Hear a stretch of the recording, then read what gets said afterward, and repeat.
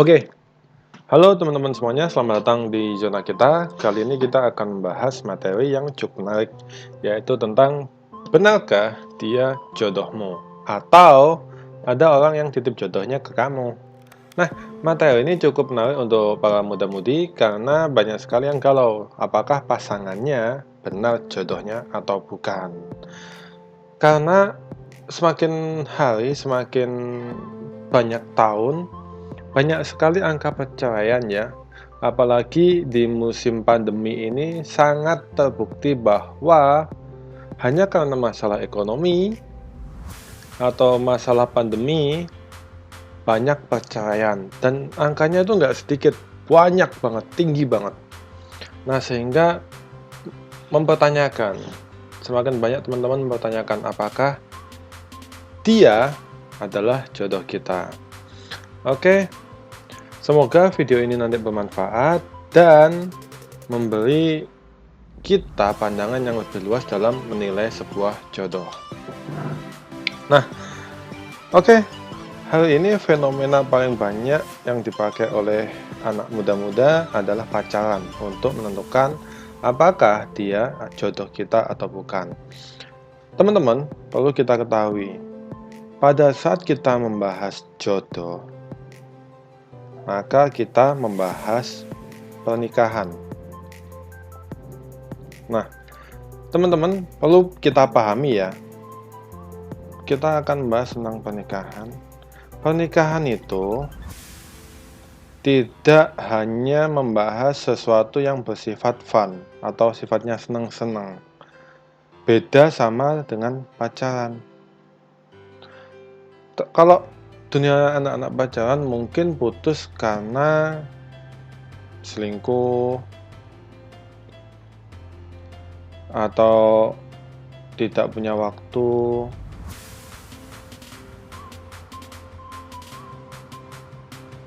atau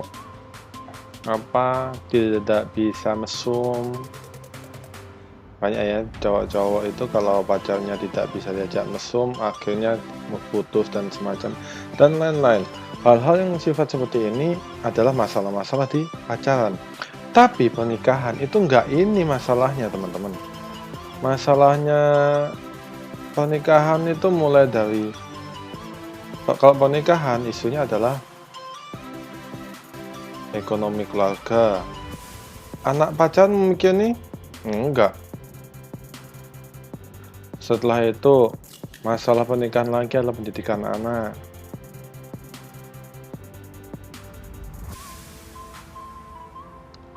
Rasa bosan.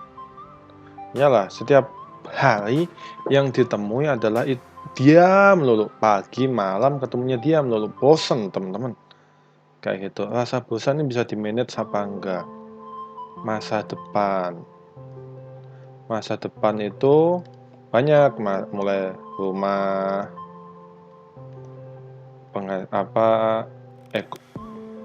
organisasi, mungkin kalau kita dakwah, partai dan semacamnya, banyak lah ya.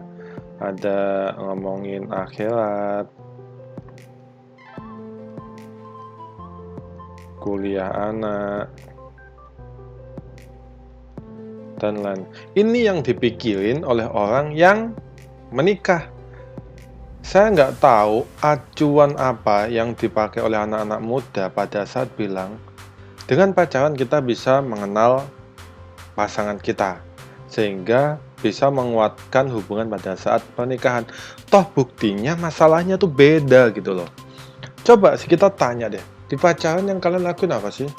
Kalian ke nonton, ya, ke taman, ya, setelah itu hangout, makan bareng, dan lain. Di mana kalian itu bisa mengenal pasangan kalian? Kalau kalian tuh hanya melakukan sesuatu yang menyenangkan, pada saat orang melakukan yang menyenangkan,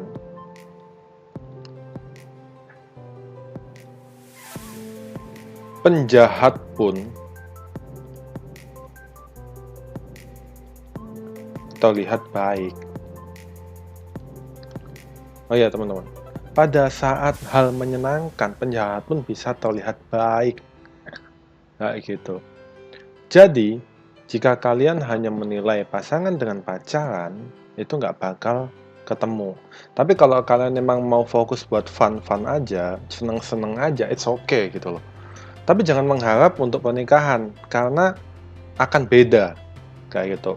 Dan kalian harus belajar lagi setelah pernikahan, kayak gitu. Nah, oleh karena itu kita akan membahas sebenarnya apa aja sih yang seharusnya dilihat dari seorang wanita ke laki-laki atau laki-laki ke perempuan dalam menentukan jodoh gitu. Oke, yang harus diperhatikan itu apa saja sih? Pertama, agama. Agama ini bukan ilmunya ya, tapi implementasi di akhlak. Jadi teman-teman harus tahu, orang jurusan agama belum tentu akhlaknya bagus. Ya, kita sudah tahu banyak bukti ya. Kalau ilmu nggak cukup, harus implementasi ke akhlak. Nah, implementasi ke akhlak ini, kalau buat cewek, yang mengecek itu adalah ayahnya. Harusnya ayahnya punya peran aktif dalam mengecek pasangan anaknya nanti. Oleh karena itu, dalam agama, yang menjadi wali adalah ayahnya. Karena ayah ini adalah pemimpin yang dia bisa menilai lebih objektif daripada si cewek. Kalau cewek kan cenderung bucin, setelah bucin akhirnya penilaiannya apalah, yang penting nikah dengan dia, apapun asalkan dia dan semacamnya. Kalau ayah enggak. Nah, laki-laki lah atau pihak laki-laki. Karena pola pikir laki-laki dan perempuan dalam melihat laki-laki, ya. Jadi pola pikir laki-laki melihat laki-laki itu beda pada saat cewek melihat laki-laki. Dimana laki-laki ini bisa lebih fair. Kayak gitu. Ada wanita yang bisa melakukan ini, tapi jumlahnya nggak banyak. Makanya dalam agama apapun pasti ada wali laki-laki untuk pernikahan seorang wanita, kayak gitu sih. Dan ini adalah tanggung jawab ayah atau kakak atau paman dan semacamnya untuk menilainya, membantu menilainya. Jadi karena tanggung jawabnya sebagai wali ya, kayak gitu. Nah, setelah itu pandangan ke depan. Jadi gini teman-teman, pada saat kalian menilai pasangan kalian, pastikan kalian memiliki goal yang sama.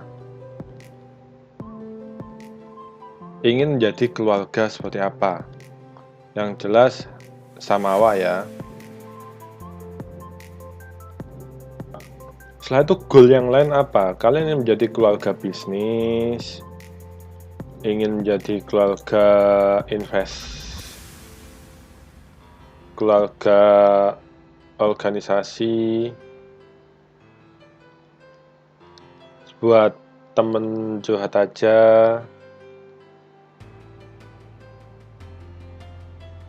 dan lain-lain. Nah, goal-goal seperti ini perlu dibahas di awal. Apakah kalian ini memiliki pandangan yang sama dalam pernikahan gitu? Kalau pandangan-pandangan ini tidak sama, hampir dipastikan nanti pada saat di pernikahan akan banyak sekali crash. Teman-teman pasti sudah paham. Pernikahan awalnya karena cinta. Tapi untuk mempertahankannya dengan pendapatan. Nah, pendapatan ini macam-macam, baik dari bisnis, investasi, organisasi, atau hanya teman-teman buat fun-fun aja, nggak jelas buat apa. Tapi kan pendapatannya adalah happy gitu ya. Nah, kalian ini pandangannya kemana untuk mempertahankan cinta kalian ini gitu loh. Soalnya di awal-awal pasti nyenengin karena ada hormon cinta ini, tapi pada saat sudah berjalan 6 bulan atau setahun, 3 tahun, ada hal-hal yang lebih penting dilakukan di luar cinta ini, yaitu bagaimana kalian bisa survive bagaimana kalian bisa saling mengerti, bagaimana kalian menjalani kehidupan sesuai dengan visi dan misi keluarga kalian. Itu sangat penting loh teman-teman. Kelihatannya sepele, seakan-akan pelajaran budi pekerti di SMA atau SMP. Tapi pada saat implementasinya dalam keluarga itu sangat ngefek, sangat penting, dan kalian tuh harus paham pandangan kalian tuh sama. Nah, setelah itu, ini sebenarnya dua ini ya, secara umum tuh ini. Tapi kalau dalam psikologi ada yang ketiga lagi, yaitu kombinasi karakter kalian sama enggak dengan pandangan ini. Kombinasi karakter sama enggak dengan pandangan ini. Nanti kita akan jelaskan mengenai kombinasi karakter. Kurang lebih sebenarnya ada 9. Tapi yang kita bahas nanti cuma 3 ya. Kalau teman-teman ingin versi full dan ingin mengetahui kombinasi karakter kalian dengan pasangannya seperti apa, nanti teman-teman bisa pesan hasil tesnya yang versi full di link di bawah. Nanti ada link untuk memesan versi full hasil tes kalian, hasil tes psikologi kalian. Sehingga dengan pasangan kalian, kalian bisa tahu kombinasi karakter kalian berdua cocoknya itu dipakai untuk mengarah kemana. Sehingga hubungan kalian ini bisa harmonis gitu loh. Nanti kita akan bahas tentang kombinasi karakter ini dikombinasikan dengan pandangan ke depan supaya harmonis. Nah, untuk yang pertama, kombinasi ambisius. Yaitu ada beberapa pasangan dalam dunia ini yang ending dalam kehidupannya mereka tuh bisa harmonis apabila mereka tuh ada target atau impian.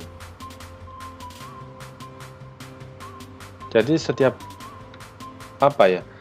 mereka tuh sangat suka yang dengannya kerja bareng atau pokok ada target yang dicapai, dan pada saat mereka melakukan atau berusaha mencapai target tertentu, mereka tuh romantis gitu loh, hubungan mereka baik dan semacamnya. Target tertentu. Nah, kita bisa lihat contohnya kayak Habibie Ainun, dimana Ainun ini adalah orang yang sangat dewasa dan memiliki target. Begitupun Habibie.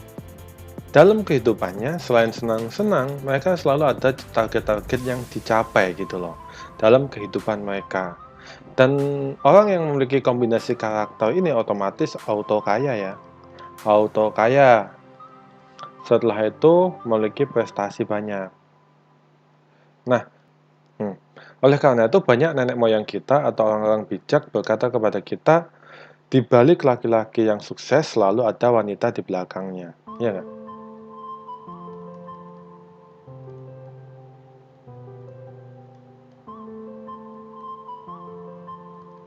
Nah, ini sangat berkaitan. Jika kombinasi karakter kalian adalah kombinasi ambisius, nah disinilah proses menjadi kaya dan prestasi ini bisa tercapai. Nah, tapi setiap kombinasi pun juga ada sisi negatifnya ya teman-teman, apabila kalian tidak dewasa dalam melihat ini gitu. Nah, contohnya kalian akan mudah bosan dengan pasangan kalian jika tidak ada pencapaian atau target yang dicapai. Jadi kehidupan yang lempeng-lempeng aja, atau yang tidak ada masalah, atau tidak ada yang dicapai, itu akan membuat kalian tuh bosan dengan pasangan kalian gitu loh. Kalian akan menjadi kurang menghargai pasangan kalian, kayak gitu. Setelah itu akan meremehkan pasangan jika tidak membuat pencapaian. Nah, seperti itu, akan meremehkan. Contoh gini teman-teman, pasangan yang kombinasinya ini, setelah itu si laki-laki suka nyantai-nyantai, atau mungkin sudah penghasilannya banyak, tetapi dia tidak ada greget untuk mencapai sesuatu yang baru. Si wanita, si istri akan banyak komen, kamu masih muda kok nggak napa-napain sih? Kamu masih muda kok nganggur aja sih? Kayak gitu. Begitupun laki-laki pada saat melihat istrinya, kamu jadi wanita jangan suka suka rebahan aja, jangan suka minta penghasilan dari saya aja dan semacamnya. Jadi seakan-akan mereka satu sama lain akan menuntut untuk menjadi lebih baik, kayak gitu. Tapi terkadang ada yang mereka nggak sadar sama sekali kalau kombinasinya ambisius, akhirnya cuman berantem, tapi nggak tahu sebenarnya yang mereka inginkan apa, dan akhirnya cuman berantem aja gitu loh. Cuman akhirnya ada genteng rusak itu benerin, kalau istrinya masak nggak enak langsung ngomel dan semacamnya. Akhirnya untuk hal-hal sepele seperti ini mereka ada aja yang diberantemin gitu loh. Biasanya masalahnya nanti itu ke sana. Tapi kalau selama ada target dan impian, kalau masakan nggak enak, coba deh pakai pembantu aja kayak gitu. Kayak apa ya, chemistry di mana mereka untuk saling mengerti itu semakin gampang gitu, semakin muncul. Tapi kalau tidak ada yang pencapaian, tidak ada target, seakan-akan ada aja yang bikin berantem. Jadi untuk kombinasi ini disarankan kalian tuh harus fokus untuk membuat pencapaian-pencapaian, baik itu dalam aset, bisnis, organisasi, kayak gitu. Oke, jadi untuk kombinasi ambisius, pastikan kalian itu sadar ya, kalau kalian itu kesini gitu loh.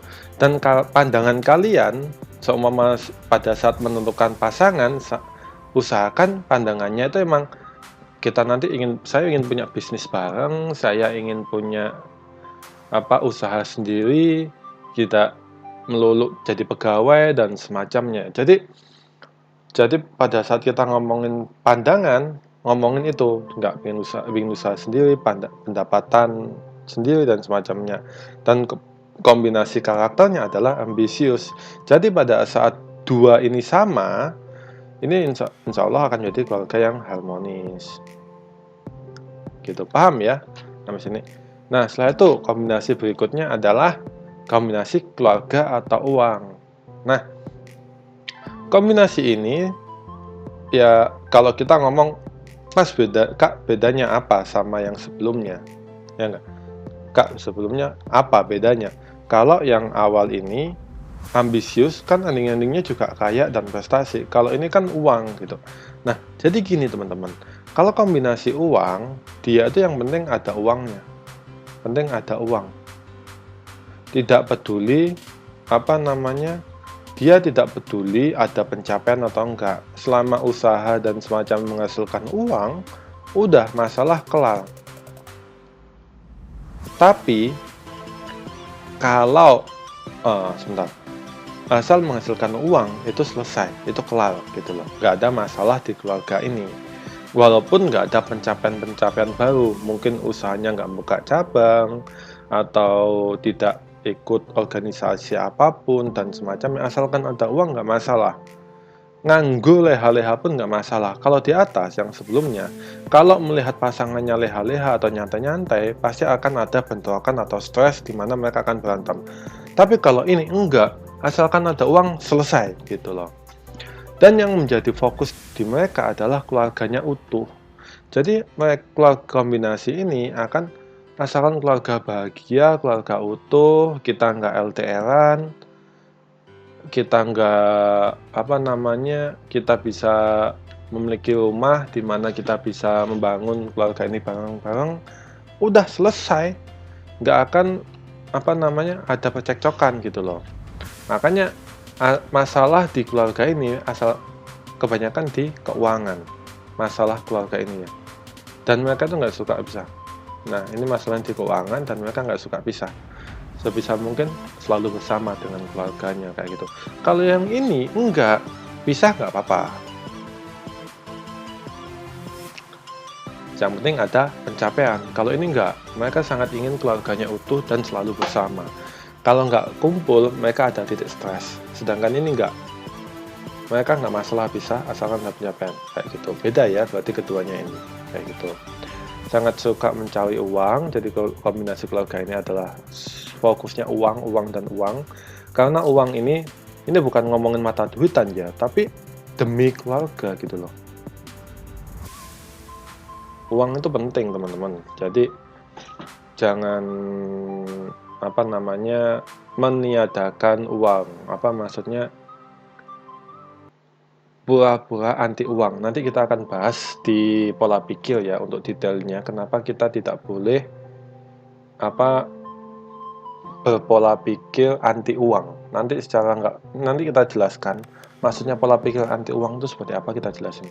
Tapi yang jelas kita nggak boleh anti uang, harus suka mencari uang, penghasilan, pendapatan. Tapi pola pikirnya di sini nanti kita akan bahas tersendiri.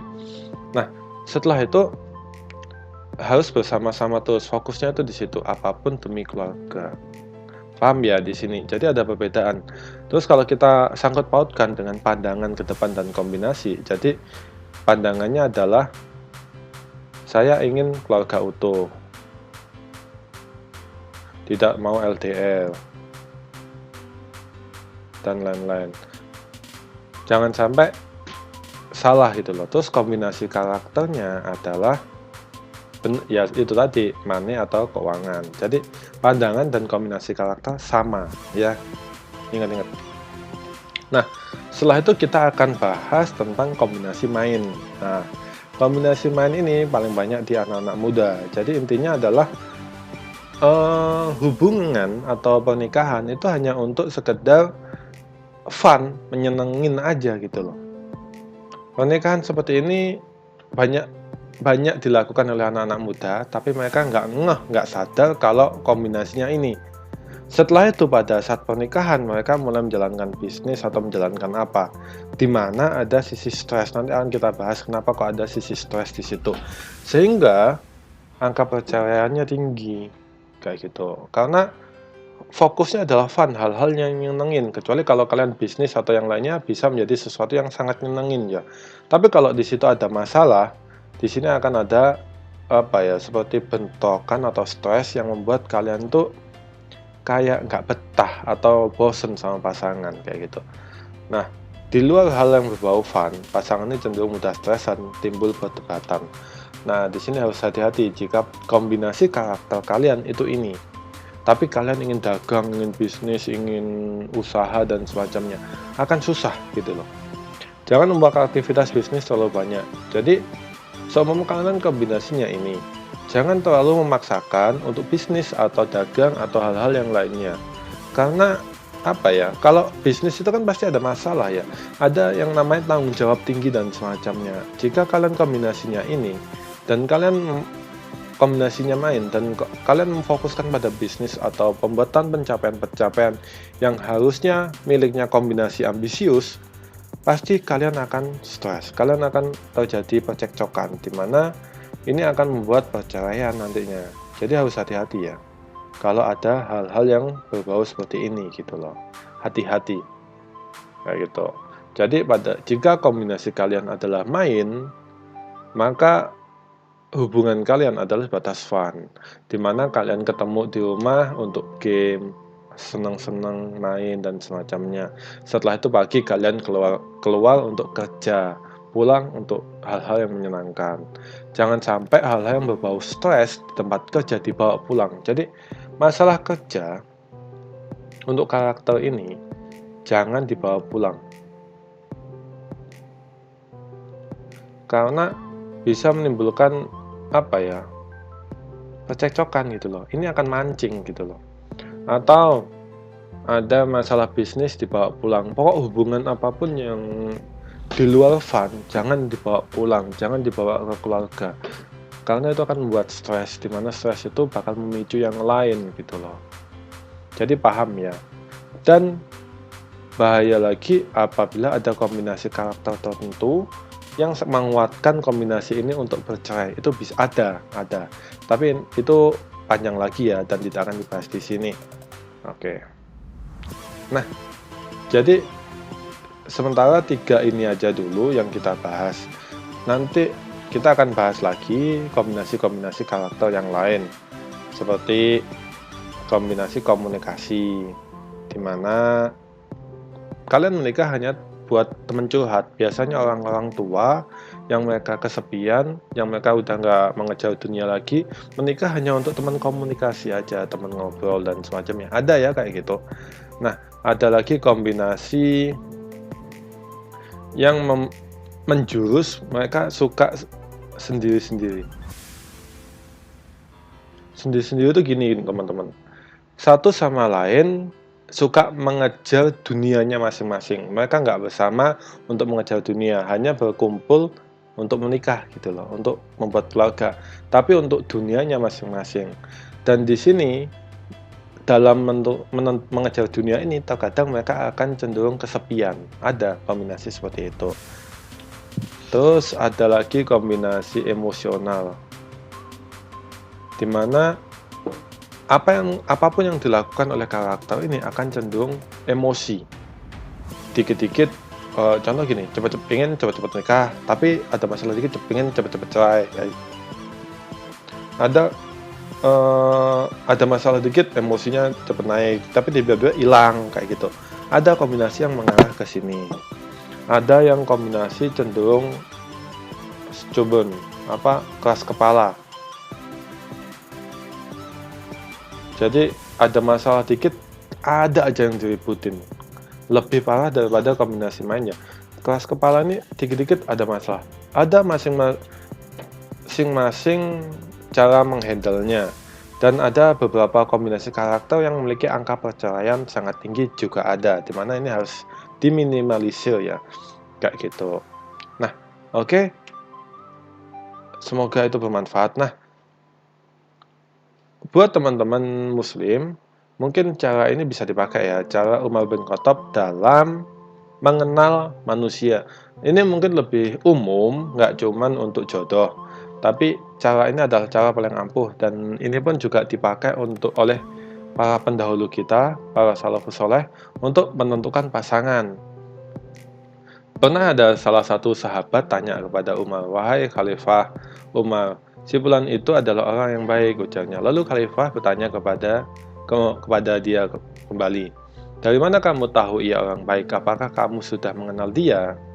Nah, pada saat mengenal dia, definisinya tuh ada 3 hal ini yang harus pernah dilakukan, teman-teman. Apakah kalian pernah safar, perjalanan dengan dia, atau menempuh perjalanan yang sangat jauh untuk lebih mengenal? Karena pada saat seseorang melakukan perjalanan yang jauh, mungkin perjalanan itu membutuhkan waktu 3 sampai 10 hari gitu ya, menempuh perjalanan selama itu, watak orang itu akan keluar gitu loh. Dia mudah emosional atau tidak, dia suka membuat temannya susah atau tidak, dia sabar atau enggak. Terus selama perjalanan dia sempat mudah bohong pada orang lain untuk keuntungan dia enggak. Kalau dalam antrian juga dia suka nyerobot atau enggak. Pada saat perjalanan jauh itu akan keluar semua, teman-teman. Sehingga akan mudah buat kita untuk menilai orang, untuk menilai dia baik atau enggak gitu loh. Tapi kalau kita hanya dalam keadaan yang lempeng-lempeng aja, setelah itu apalagi hanya keadaan yang fun, seperti anak pacaran, yang cuma nonton di bioskop, makan, hangout, dan semacamnya, kalian nggak akan bisa menentukan apakah dia tuh orang baik atau enggak gitu loh. Karena hanya fun. Tapi pada saat perjalanan jauh, dimana capek banget, kalian bakal bisa menilai orang ini baik atau enggak. Nah, setelah itu, cara berikutnya adalah dengan bermuamalah atau bisnis dengan dia. Coba ajak dia untuk usaha. Watak aslinya pasti keluar.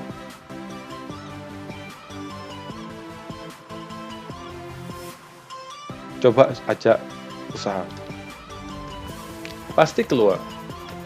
Nah, soalnya apa? Ada yang suka nipu, ada yang suka ngambil keuntungan sendiri, mengurangi timbangan, kayak gitu.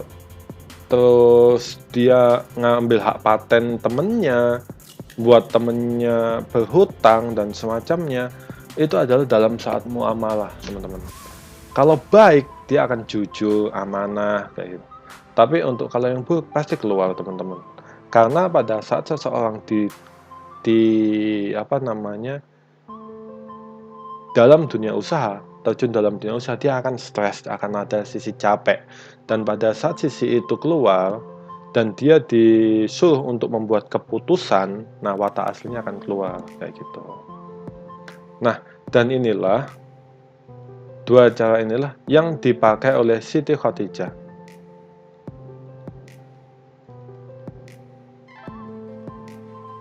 Menentukan Muhammad itu baik Nabi Muhammad SAW ya. Nabi Muhammad ini baik atau enggak.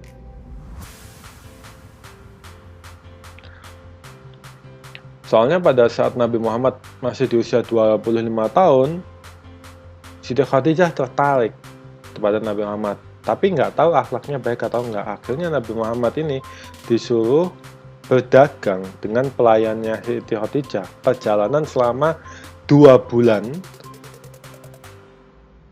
Dan di daerah padang pasir, jauhnya kalau 2 bulan perjalanan berarti kurang lebih di waktu itu hampir sampai Palestina ya, dari Mekah sampai Palestina itu kurang lebih berapa puluh ribu kilo ya, sejauh itulah ya teman-teman. Saya kurang lupa jaraknya seberapa lama, tapi kurang lebih perjalanannya menempuh waktu 2 bulan. Nah, coba kita tahu padang pasir sepanas apa ya teman-teman, dan waktunya 2 bulan panas. Kalau siang sepanas apa, malam sedingin apa. Tapi di keadaan seperti itu Rasulullah masih menjadi orang yang sabar, terus pelayannya ini diperlakukan dengan baik, selalu makan makanan yang sama, di mana banyak pemimpin pedagang waktu itu memperlakukan pelayan itu agak kasar ya, di mana karena stresnya tinggi, perjalanan panas, pelayannya banyak disuruh entah untuk ambil minum dan semacamnya banyak, sehingga pelayanannya lelah. Tapi kalau di Nabi Muhammad enggak, makanan Nabi Muhammad dan pelayannya itu sama. Terus selama perjalanan Nabi Muhammad selalu berkata-kata yang baik kayak gitu, dan dalam muamalah selalu jujur, dimana kalau pedagang-pedagang waktu itu perjalanan yang jauh mereka capek, akhirnya banyak yang mengurangi timbangan dan semacamnya. Nah, itu tetap jujur. Itu tantangan yang sangat berat loh teman-teman, kalau kita tidak sadar ya, kalau kita menjalaninya itu berat banget. Nah, 2 hal ini, safar dan muamalah, dilakukan bersamaan selama 2 bulan. Jadi teman-teman, kalau kalian nggak pernah dagang sama sekali, nggak pernah bisnis sama sekali dengan pasangannya, jangan buru-buru menilai dia baik. Coba tanyakan lebih dalam. Coba suruh orang tua kalian untuk meneliti lebih dalam, apakah dia benar baik atau enggak, kayak gitu. Nah, setelah itu, apakah Anda pernah melihat berargumentasi atau diskusi dalam satu forum atau musyawarah dari dia? Nah, hal ini menunjukkan bahwa bagaimana dia menghargai diri Anda. Apakah dia suka memaksakan pandangannya kepada diri Anda atau menghargai pada saat berpendapat, kayak gitu. Saling menghargai dalam berargumentasi. Dan kelihatan kok teman-teman, apakah seseorang ini saling menghargai atau tidak dalam musyawarah. Itu kelihatan banget. Apalagi pada saat ada perbedaan pendapat yang ekstrim, itu akan kelihatan banget apakah orang itu baik atau tidak. Dan jika itu sesuatu yang kasar atau tidak bisa memunculkan akhlak yang bagus dalam hal ini, kemungkinan besar dia adalah orang yang tidak akan bisa mengerti Anda dalam kehidupan keluarga. Sehingga ini perlu dilihat juga, kayak gitu. Dalam hal ini, Khadijah tidak perlu meragukan Nabi Muhammad ya, karena memang selama usianya Nabi Muhammad terkenal jujur, amanah dalam segala hal, sehingga tidak perlu dicek pada saat sebelum pernikahan ini. Tapi 2 hal ini harus dilihat secara langsung, kayak gitu. Nah, ini semua adalah tugas laki-laki.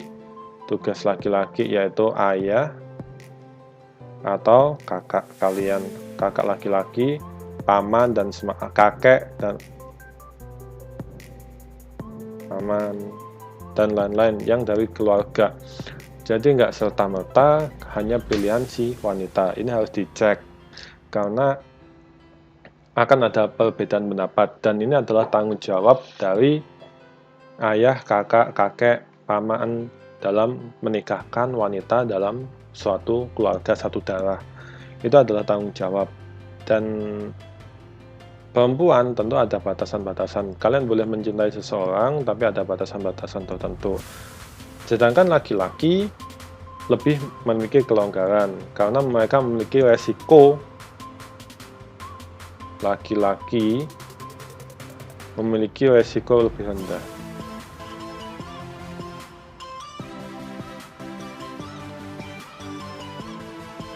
daripada wanita.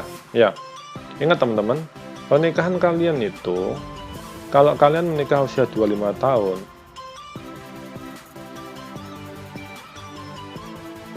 anggaplah usia kalian sampai 60 tahun ya.